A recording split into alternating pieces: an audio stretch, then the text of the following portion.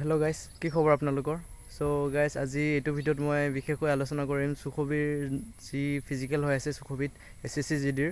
তো তাৰ বিষয়ে কিছু কথা আলোচনা কৰিম আপোনালোকৰ আগত আৰু কিছু আপডেট দি যাম।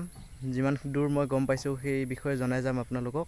SSC GDত এবাৰ যিহেতু সুখবীৰ নাগালেণ্ডত আমাৰ কেণ্ডিডেট 1500 কেজি মাতিছে, তাৰ ভিতৰত প্ৰেজেণ্টৰ সংখ্যা হৈছে 800, 900 তেনেকৈ কেণ্ডিডেট প্ৰেজেণ্ট হৈছে বুলি শুনা পাইছোঁ, যিমান দূৰ মই গম পাইছোঁ। বাকী এটা গ্ৰুপত আপোনাৰ 200, 150, 200 ইমানকৈ কেণ্ডিডেট এটা গ্ৰুপত ৰানিং কৰাইছে আৰু তাৰে ভিতৰত মাত্ৰ ৰানিং কোৱালিফাই হৈছে 90 জন, 80 জন তেনেকুৱা। 200 জনৰ ভিতৰত 90 জন, 80 জন, মানে এবাৰ বহুত ফিজিকেলটো হাৰ্ড হৈছে।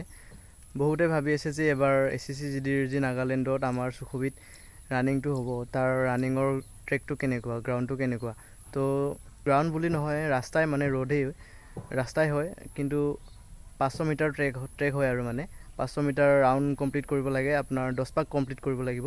আৰু তাতে বহুতে ফেইল হৈছে, যে বহুতৰ 10 পাকটো মানে কাউণ্টিং কৰাত ভুল হৈ গৈছে, কাৰোবাৰ তেনেকুৱাতে মানে বহুতে ফেইল হৈছে, এনেকুৱা বুলি আপডেটটো পাইছোঁ। আৰু বাকী আপোনালোকক কওঁ, যদি আপোনালোকে ফিল্ডত দৌৰি আছে কাউণ্টিংটো ঠিক কৰি ল'ব আৰু যাতে মনত থাকে, আৰু আপোনালোকে যিমান পাৰে মনত ৰখাব চেষ্টা কৰিব ৰাউণ্ডটো। আৰু গাইজ, ট্ৰেকটো মানে এনেকুৱা, মই আপডেট পোৱা মতে ট্ৰেকটো মানে 500 মিটাৰ ট্ৰেক যে, তাৰে মানে 80%টো ৰোডে হয়, ৰাস্তাই হয়, মানে পাকা ৰাস্তাই হয়।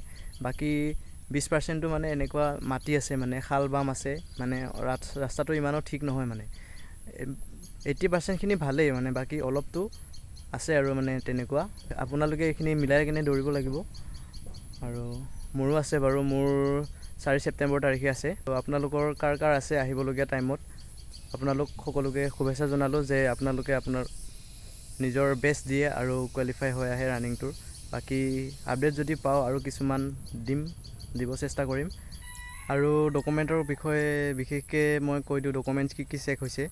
ডকুমেণ্টছ আপোনাৰ এণ্ট্ৰি টাইমত আধাৰ কাৰ্ড চেক হৈছে, আধাৰ কাৰ্ডৰ লগতে পাছপৰ্ট চাইজ ফটো 3 কপি বা 2 কপি, আৰু পিছত আপোনাৰ এনেক্সাৰ চোৱা হৈছে আৰু চেণ্ট্ৰেল কাষ্টখন চোৱা হৈছে।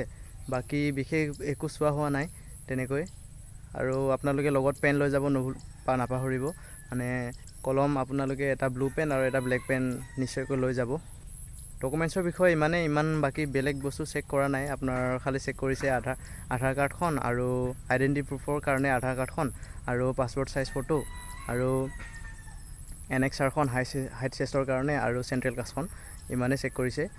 বাকী ফিজিকেলৰ বিষয়ে এবাৰ যিমান দূৰ গম পাইছোঁ হাৰ্ড হৈছে অকণমান, মানে কেণ্ডিডেটছ বিশেষকৈ বেছিকৈ দিছেতো, তাৰ বাবে আৰু RFID লগোৱাৰ বাবে আগতে মানে 1 ছেকেণ্ডমান লেট হ'লেও আপোনাক ভিতৰত সোমাই দিয়া হৈছিলে যে ৰানিং কোৱালিফাই হৈছে বুলি, কিন্তু এবাৰ তেনেকুৱা নহয়, RFID পূৰা টাইম টু টাইম। আৰু মই এজন কেণ্ডিডেটৰ ৰিজেকশ্যন শ্লিপ দেখা পাইছোঁ, মানে 0.8 মিলি ছেকেণ্ডৰ কাৰণে ফেইল হৈ গৈছে তেওঁ।